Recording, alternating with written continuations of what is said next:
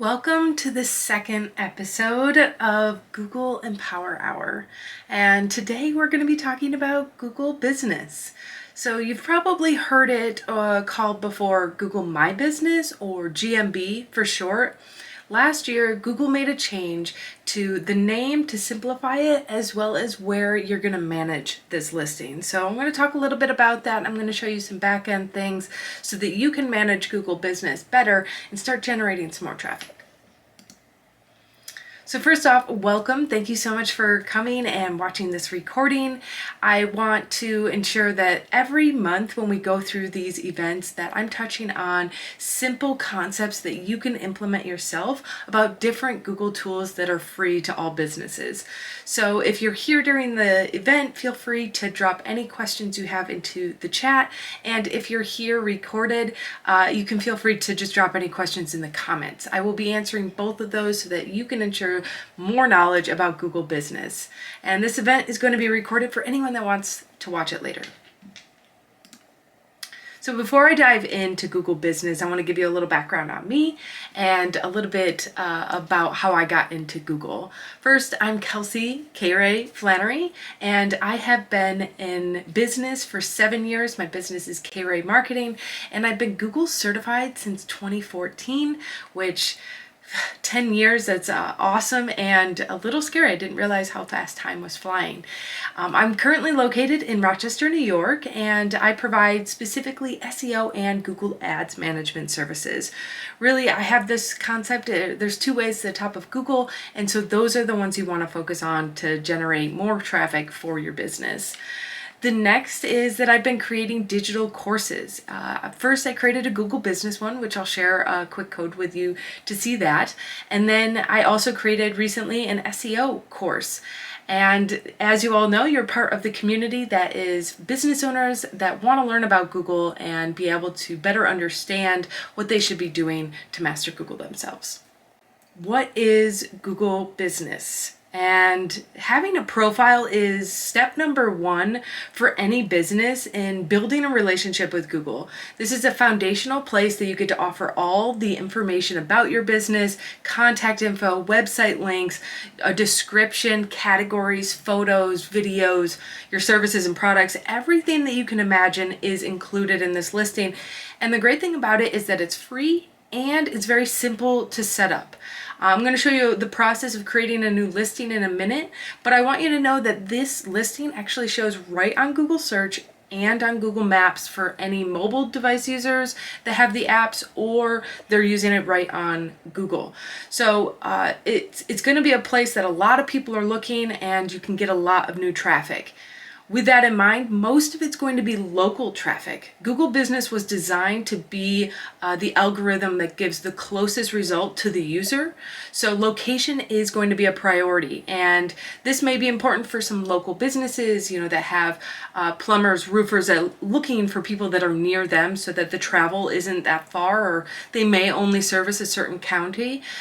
This is going to be a great listing for you. But there's other aspects that allow more nationwide businesses or digital businesses like myself that allow you to not show an address, but also target specific areas that you can then be considered local in.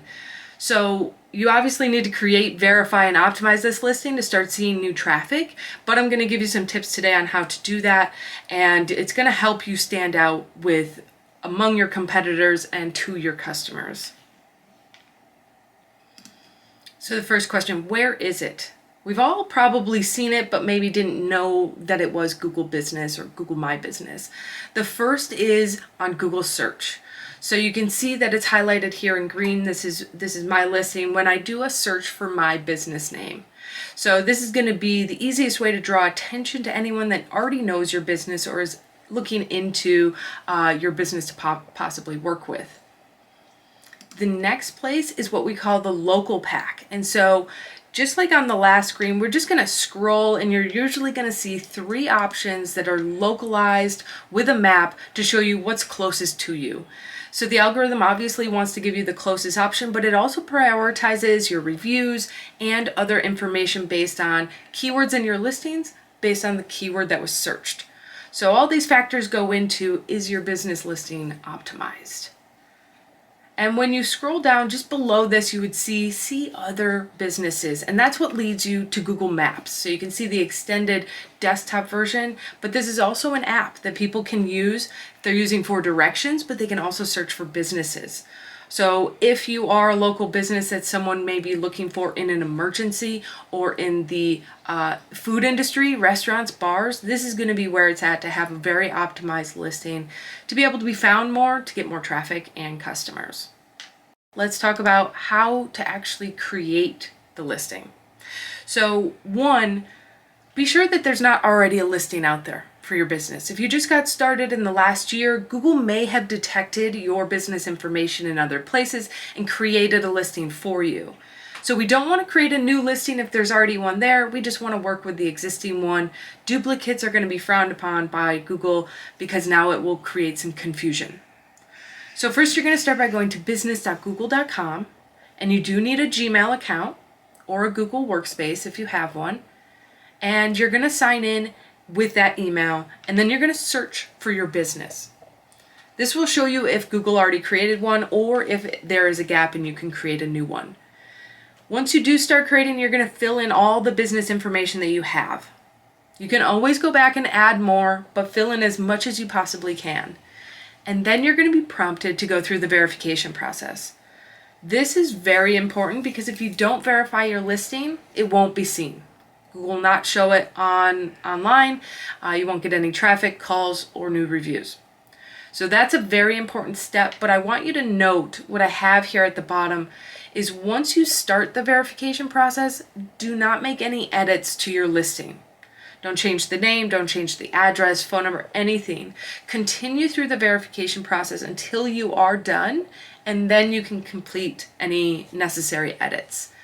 The reason is because once you make an edit, the system automatically starts you over and you need to re-verify. So if you have received a code since those edits, it may not still be valid. So just keep that in mind, that you want to just continue through the verification process until it's done, and then you can continue to optimize your listing. So the big thing, reasons to have this listing. Number one is to build the trust with Google. Having the correct information with them and going through the verification process has shown that you are indeed the owner of the listing and the business. Making sure that you keep an eye on the listing is very important as well. Google will make suggested edits to information that they may have seen on other places online. If that's another business listing or your website, they're trying to have the most accurate information possible for their users. And so this is where you want to make sure, is Google have it right, or just making sure that you correct it to keep it correct? Because correct information on this listing can make or break a relationship with a customer.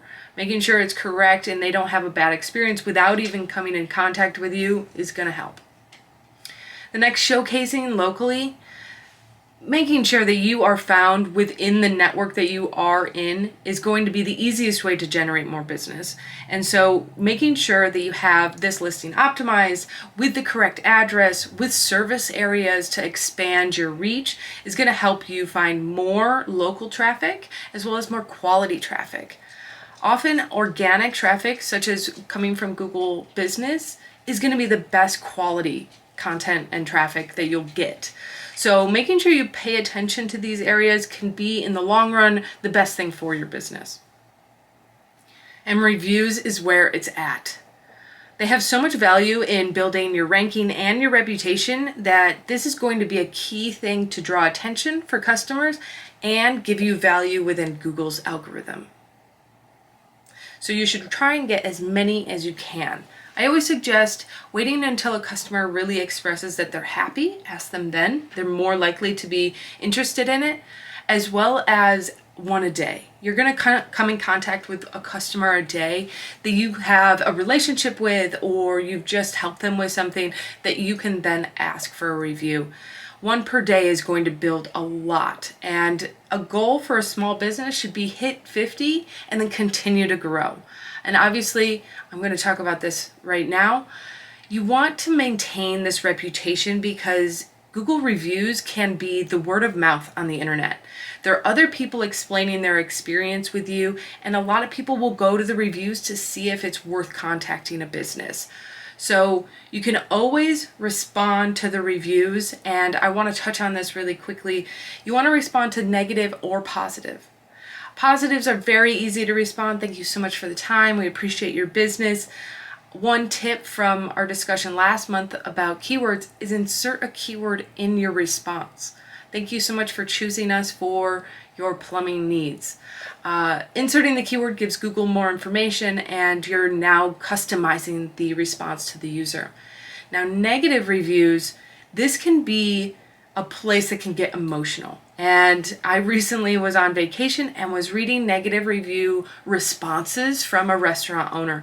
And it made me feel that I wasn't going to be comfortable walking into this business because of the threatening way that they were responding to just negative reviews online. And so I found that negative reviews should be taken away from the emotions, having someone else respond, or taking a minute to really think about what was the experience, how can we adjust their experience, and what can we do to take this offline. So offering a solution to them and offering that they can contact you offline is the best strategy. And of course, you can always insert a keyword into the negative review response to still get some SEO credibility. Responding gives you the credibility that you care and you worry about the customer's experience. So also, why should you be writing reviews on Google? There's a lot of different platforms and places and even systems that you can get reviews or even wean out the bad reviews for your business. And the important thing is that Google's SEO algorithm does calculate the star rating and the number of reviews into your ranking. So if you have reviews on Facebook, great. Those are going to be external links that would be considered as far as content for your website or for your SEO. But when it comes to the actual ranking of star ratings and reviews, Google's is going to weigh the most. And even the systems that will then ask for a review, and if it's a bad one, they won't send them to Google. You're getting less reviews, and honestly, you should be focusing on having the best services to get the best reviews anyway. So learning from the negative reviews so that you can better your experience is going to be something I highly suggest.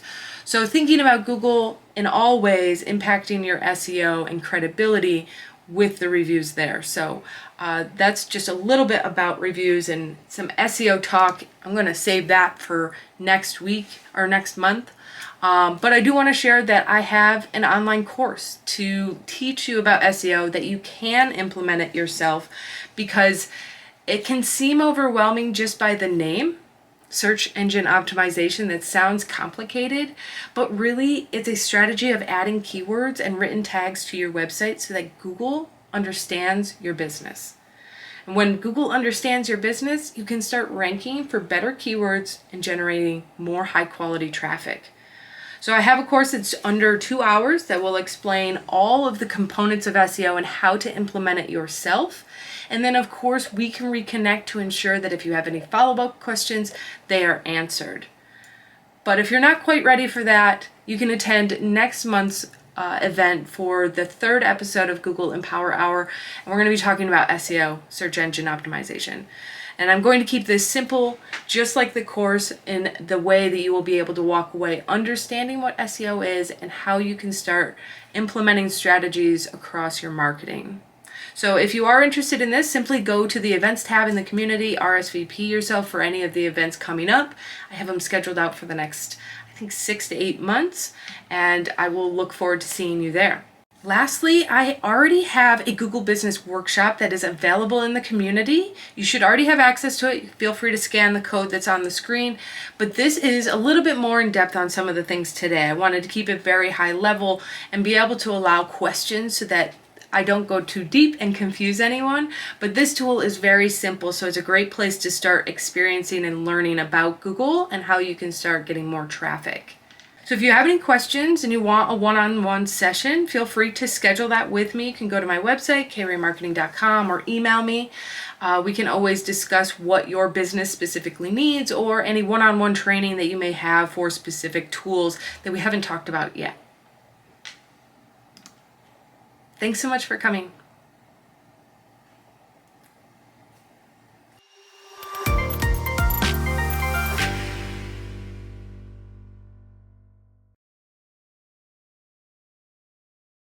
Okay, so we just finished up the second episode of Google Empower Hour where we talked about Google Business. I wanted to add this little bit to the recording and give a little background into the back end and dashboard of Google Business. So let me dive in and keep this really quick. So once you have access and verification of your listing, you're going to go to and see these buttons. When you go to edit profile, this is a great place to start filling in as much information as possible about your business, adding your website link, your social media profiles, any service areas that you may want to be seen in, as well as your office hours. Keep these accurate. So go through, fill in anything that you can about your business. You can also go to the messages to see if you want to turn these on and allow your customers to send you messages from your profile. This is really great for an industry that wants to target a younger demographic. Next, you can go to photos. This is something I highly suggest. Upload new photos on a monthly basis. This is really important to keep your profile fresh. Make sure you have a cover photo that shows you or your business, some aspect of it, a logo, and then upload new photos once a month. You can do this by going to here and dragging all of the photos you want to upload. You can also do videos. They need to be small, under 66 megabytes. So when you upload a photo, I want to give you a quick tip. Be sure to rename the photo to be a keyword dash your business name. This is going to help associate that keyword with your listing so that you can have more credibility in SEO. Next, you can go to the performance. This is going to show you how many views and how many calls you've gotten from this listing. This is something I highly suggest you checking out on a regular basis to see your progress as your listing grows. Next, I want to show you products. Even if you don't have products, you can create a product listing so that you can showcase different services with an image as well as a description and a link to your website. If you want to include a price, that's awesome. Once you do this, this will showcase on your listing. You can see that here. So you want to go through, even if you don't think you have a product, try and fill in that space of your listing. Next, under Edit Services, this is where you have a category and you can edit specific services that you offer under each one. Be careful, as you can see that Google has suggested for me some offerings that I don't actually offer. I can go into Edit and remove those that don't apply and press Save. Lastly, you can go into bookings or calls to see what activity that you have had on your listing. This is really important to make sure that you turn on the call recording so that you can see what's going on and how valuable those calls are. Lastly, the Q&A. If someone writes a question on your listing, you can respond and ensure that they're getting the answer that they need. This is a great place to insert keywords into all of the answers that you have. If you have any questions about this profile, feel free to reach out to me. I'm happy to help you learn more about how to optimize this listing so you can get more traffic.